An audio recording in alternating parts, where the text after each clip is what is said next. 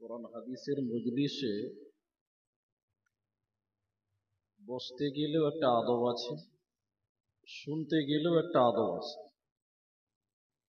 আপনারা আমাকে চেনেন, আমি একটি কথা বলেই বক্তব্য যাব।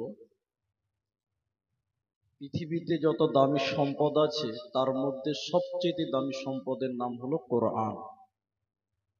টাকা দিয়ে অনেক কিছু হয়, তার নাম সম্পদ। টাকা দিয়ে অনেক কিছু চলে, তার নাম সম্পদ। কোরআন এমনই একটি সম্পদ যা দিয়ে মানুষ ইহকালেও কামিয়াব হবেন, পরকালেও কামিয়াব হবেন। সেই কোরআনও সব জায়গাতে বলা যায় না, বলার জন্য পরিবেশ লাগে, পরিস্থিতি ভালো লাগে। যেমন যেমন একটা লোক বদনাতে পানি নিয়েছে, ওর পেট চেপেছে, কামড়া